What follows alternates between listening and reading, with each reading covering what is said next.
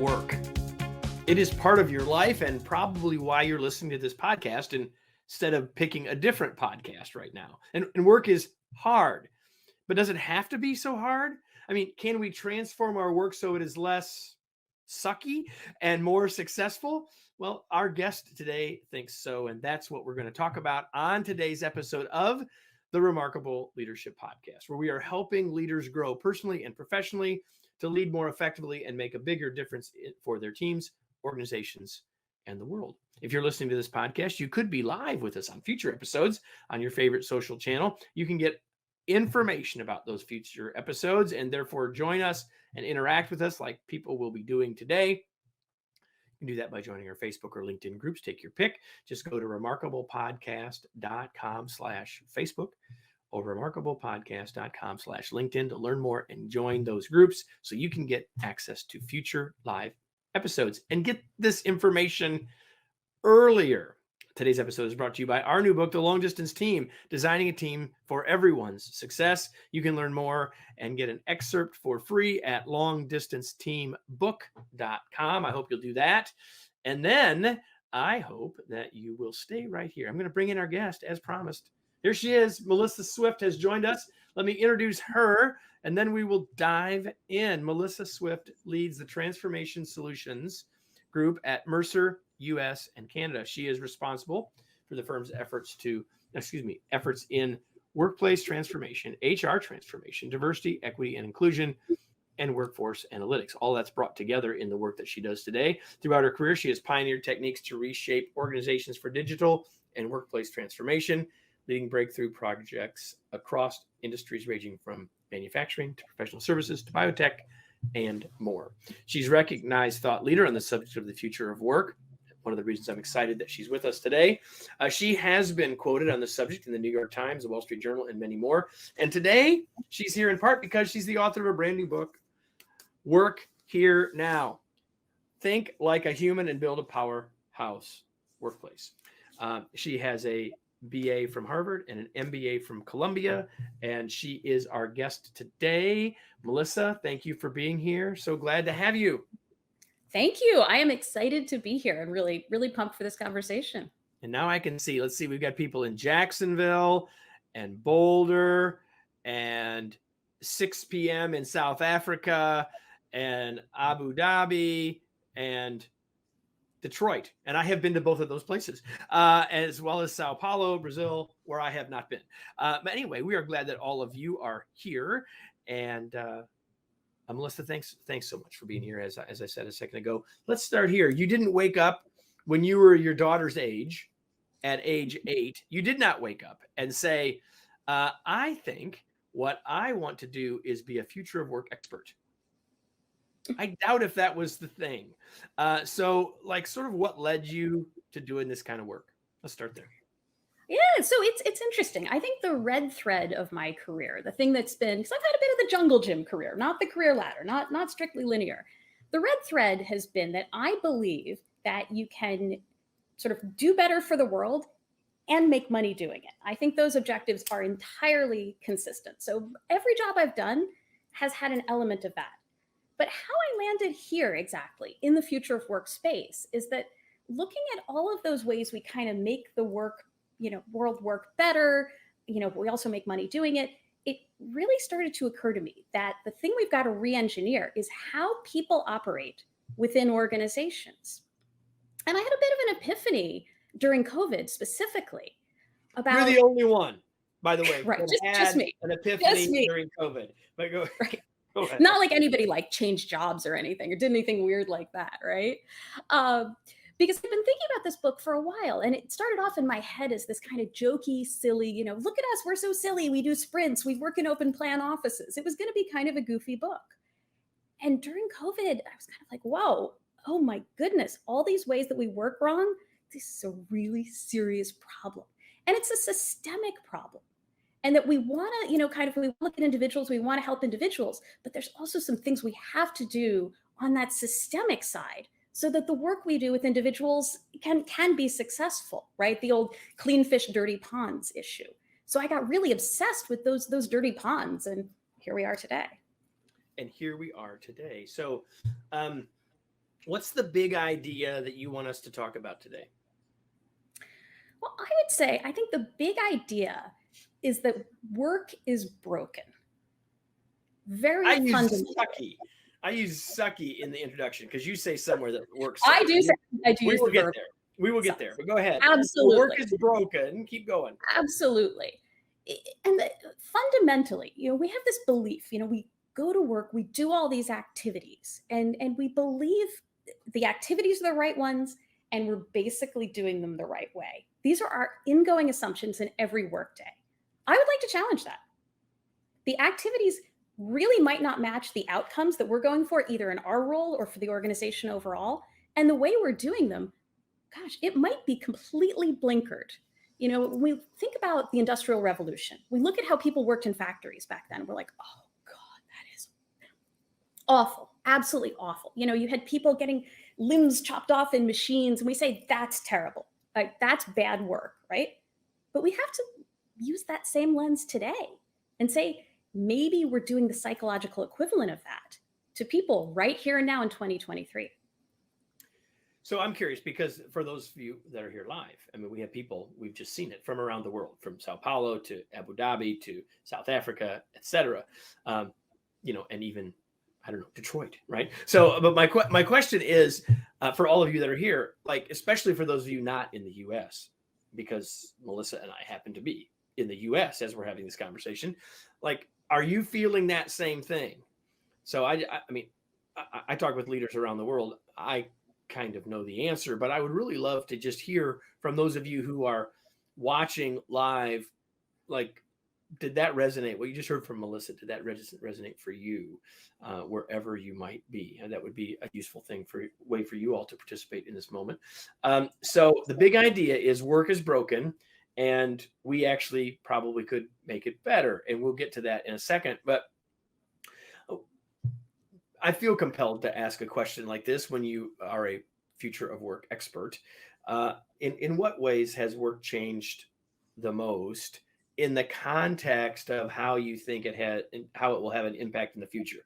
So what I put on the screen there is pretty long, but I mean, like, how has work changed the most that's going to make the biggest difference moving forward? Yeah, so I think there's kind of a few trends that I would point to, and we'll start with a negative one. Work has definitely intensified over, let's say, the last 40 to 50 years. And this is something that fascinated me as I started researching for the book, because academic researchers kind of know this, but we don't know this in professional practice. We don't talk about it. And work intensification is simply cramming too many units of work into one unit of time. So it might be I'm on too many Zoom calls. It might be I have to pick too many strawberries in an hour. Every job has a version of this. You've probably seen the discourse around, do companies need two CEOs? Because the work of being CEO, right, is now it's too much, right? So that too muchness, if we don't get it in check, I think that's going to have a really unpleasant impact. One trend that I think is interesting and that could cut both ways is actually increased transparency. So the most live transparency discussion right now is around pay transparency. If I know what everybody in the organization makes, how does that impact me? How does that impact the organization? Does it get us to a fairer world, or does it get us to a world where everybody's worried about their pay all the time? But actually, transparency in general is a really interesting one, shifting the world of work. If you think about it, with technology, the information doesn't have to be captured in my head. It can all sit in a system. And so if the way that Kevin, if you're my boss, right, you manage me, I've got more information than you. Well, what happens in a workplace where Kevin and Melissa have exactly the same information, right? Because technology surfaces us the same things, right? How does that change that management or leadership dynamic? So I think that one's kind of a little under the radar, but can have really profound impacts. Well, I think to this point, most of the conversation about transparency is leaders, you need to be more transparent, but you're talking about it more broadly than that. And I think that's a healthy thing for us to talk about. But what else? Give us one or two other things that you think are here now that are going to matter most in the future. Yeah, I think asynchronous work is a big one. So if we don't have to be in meetings all day, working at exactly the same time, and by the way, there's a blue collar equivalent of this too, right? It's not just about you and I sitting on Zoom calls. It's about, do workers on a manufacturing shift have to actually, sit on the assembly line or whatever at the same time. The more that we can work at different times, that really creates greater flexibility and a more inclusive workforce. But it's not all positive. Thinking about the work that you do, right? In leadership development, if people aren't working at the same time and they can't role model off of the leaders around them, right? That creates developmental challenges. And it's also hard for people either new to an organization or new to the workforce. Because again, they're not getting that I'm watching you work moment. Yep. We lose serendipity. We lose a whole bunch of sorts of things. So now I promised I'd ask this question. So why is it that you say that work is broken, or specifically, why, other than this intensification piece that we talked about, why do you say that work sucks? Well, I would say, number one, we've hit a productivity wall. Think about so much technology. Think about what has changed. I mean, ChatGPT, right? The pace of technological change in our lifetime. But productivity, as measured by different federal governments, right, kind of keeps inching up, a little bit, right? Technology is zooming, and business is kind of going like this. So what gives, right? What's going on? What is that invisible drag? And I think that invisible drag is work sucking. The other piece is some of the health outcomes. There's great data I cited in the book from the UN and the World Health Organization that, work is directly or indirectly, it kills a lot of people every year. It's not as obvious as the severed limb, right? Right. Or the severed finger, or something like that, right? But it's real. Yeah, it's very real. It's very real. And I think part of what happened during COVID was it just became more vivid, that we could really feel some of that kind of mental overhang of broken work starting to just palpably affect us. And again, that ties to kind of this point about making money and doing the right thing are not inconsistent. Because if we could fix work, people would feel better. You would have better health outcomes, but also productivity wouldn't go like this. It would go like this in pace with what we're able to do technologically.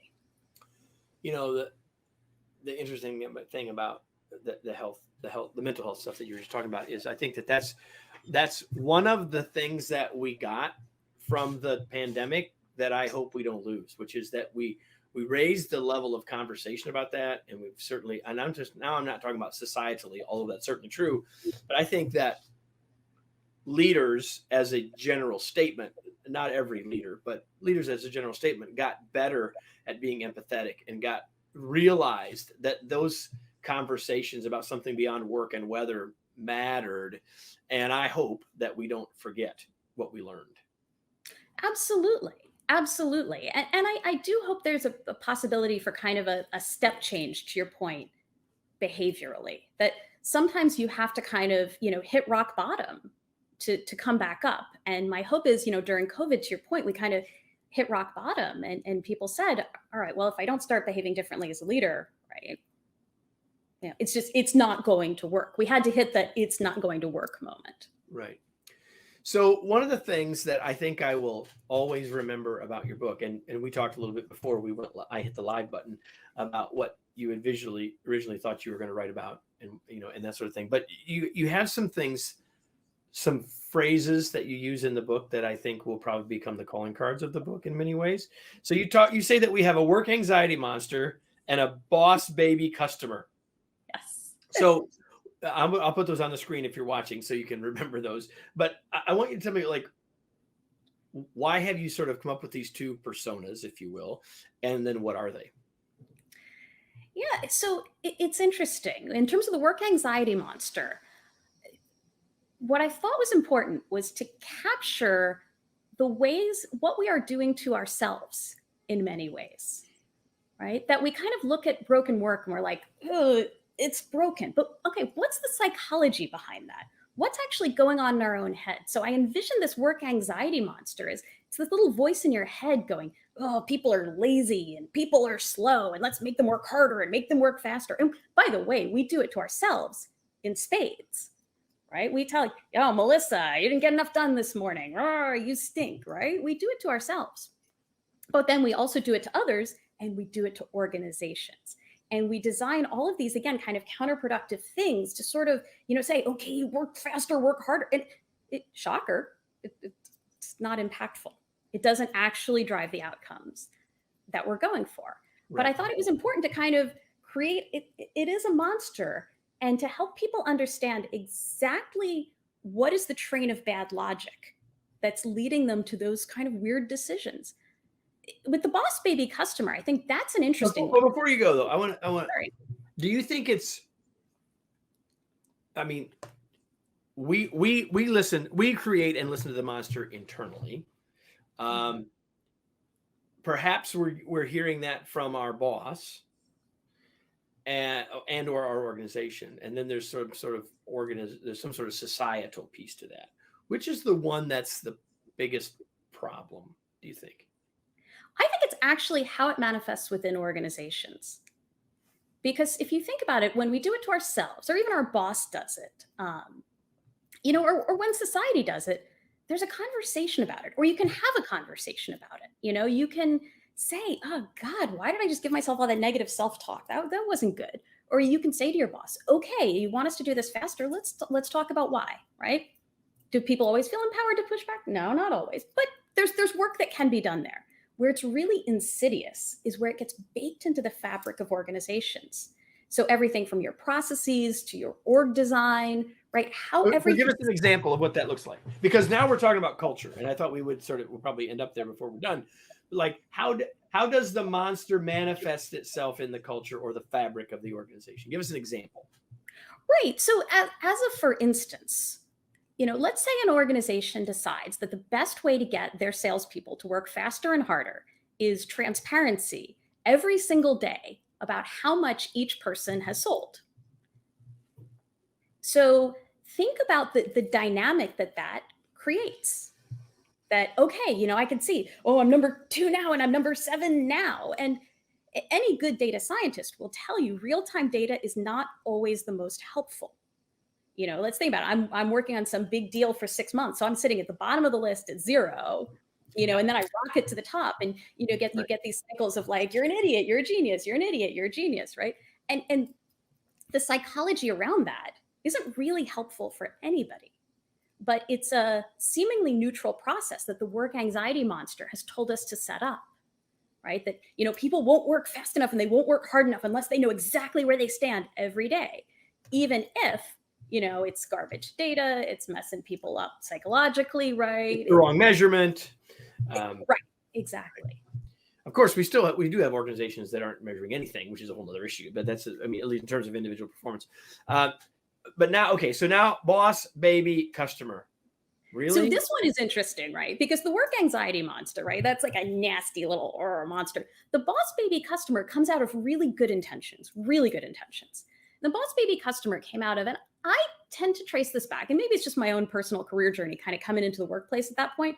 I trace this back to the .com era, where we got all into, we've got the internet. We're going to over deliver all the time. And it's 2-day shipping. It's 1-day shipping. It's 2-hour shipping. It's 15-minute delivery, right? We can do everything for you all the time. And what we did was we created a boss baby customer. The customer is your boss. They direct your every action, but they're also a baby. They can't do anything for themselves, right? They are helpless and totally in charge of you. And that dynamic, what happens when customer centricity basically over rotates into really compromising your employee experience, that's what's led us to kind of a toxic place in many organizations. And the irony of this one is both that it's well-intentioned, but also that it doesn't lead us to the best possible customer service. That a lot of times what it leads to is messed up processes, stressed out employees, right? And then they don't actually deliver well for the customer. So it's a world where nobody is happy. And that's kind of what's sad about it. Right. Even though good intentions at the start, it's a really good example of unintended consequences is what it is.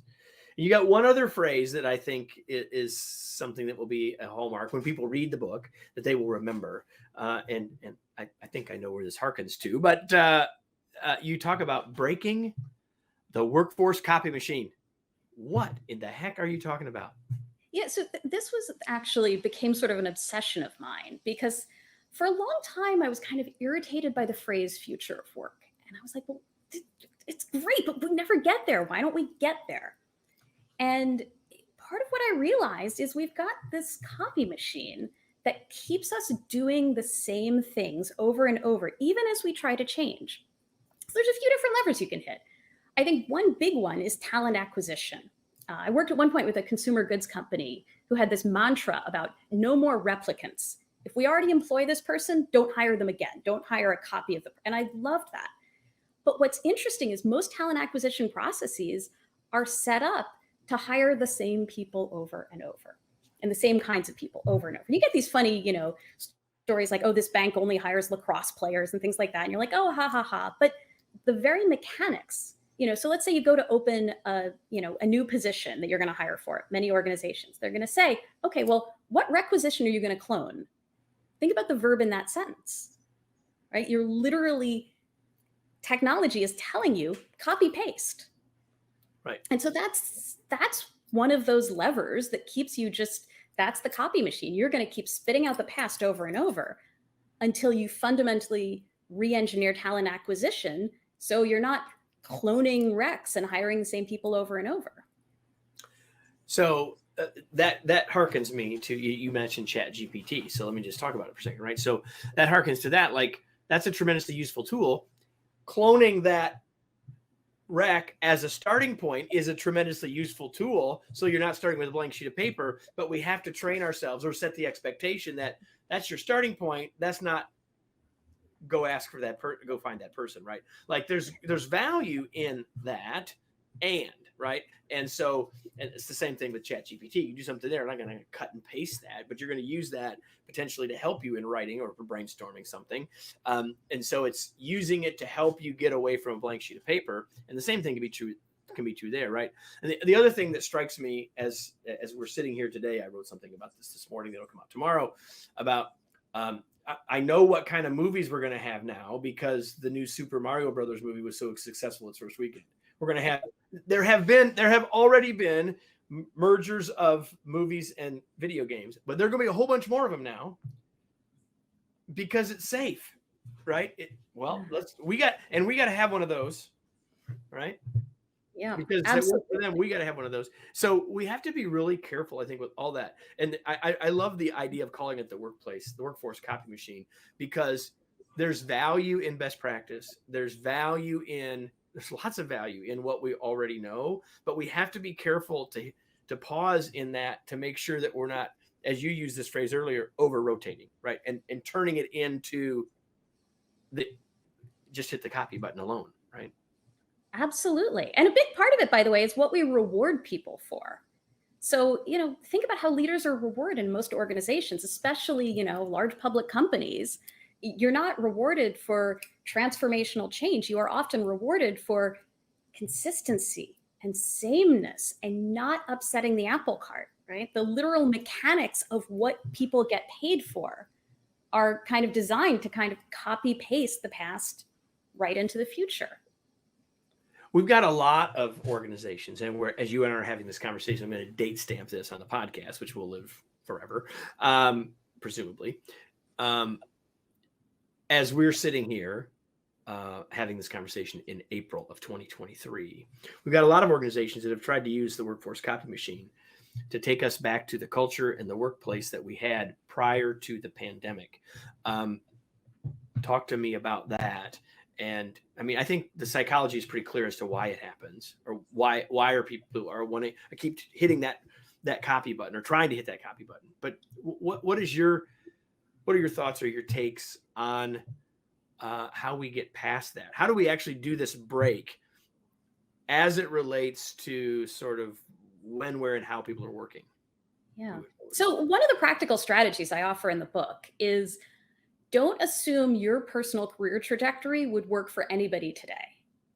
And that sounds so simple and basic, but it comes out of a lot of C-suite conversations, particularly at the beginning of COVID, where there was all this anxiety about, if we let people work remotely, right, they won't get to do the things that I did, right? I would physically hang around my boss's office, right? That stuff, that everything that worked for me, the junior folks in my organization won't get access to. And like anything else, there's some truth there, right? You still have, to your point about serendipity, right? You still have to create those interactions. You still have to create that serendipity. But saying my exact career that got me here, I need to replicate that experience for somebody in a very different world. If you can kind of break that link in your mind as a leader, that's a really, really helpful, this book is about starting places. It's a really helpful starting place. It's so true because, I mean, there are a lot of people that and the media and people who cast a lot of stones at CEOs, especially mid-pandemics, if we're bringing everybody back. The psychology is like, why wouldn't they? It worked for them. They want their people to be successful. They know it's a proven strategy, but it was a proven strategy then. It isn't necessarily. I mean, the world has changed. And one of the best things about the pandemic, and there are many good things about it, lots not so good for sure, is that it gives us a very clear picture that we can operate in a new world. And we have to say, how do we have to look at what we learned in this. And you can't ignore it. To go back, to hit the copy machine button, to go back to now we'd have to go to 2019. 2019, yeah. Ooh. Right? Because now we're in April. So we were in lockdown 3 years ago now. So to go back 3 years and 2 months ago is to say that, well, we didn't learn anything that could possibly be useful to us over these 3 years, which is silly. That's just silly, right? It's just silly. So you've mentioned it a couple of times that the book is meant to be very practical. It is. Everybody, there are 90, count them, 90 strategies. And so we're going to start our 4-hour session as we dive through each of the 90 in detail.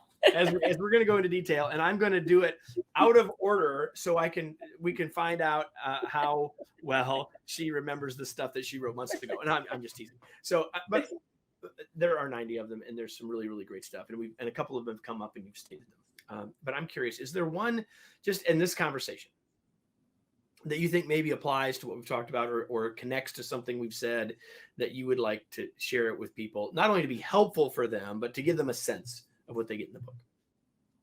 Yeah, so it's interesting. There's one strategy that I think underlies a lot of this change in a really positive way. And it's I felt so compelled by it. It's actually in there twice. So technically there are 89 strategies, and this one repeats because it's so important. That is correct. And it's about just doing less.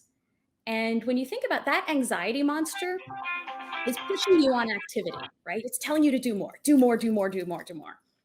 But actually pulling back, doing less, doing it better, and restructuring your organization to do less and do it better, I think that's at the root of so many of the positive changes I'm seeing within organizations right now. I mean, I'll give a not funny, but not so funny story where I was sitting with the C-suite of a tech company, and one of the leaders started berating the CEO about, what is this? We have 37 priorities. And I was like, oh, ha, ha, ha. They have 37 priorities. No, they had 37 priorities. Which means they had zero. Which means they had zero.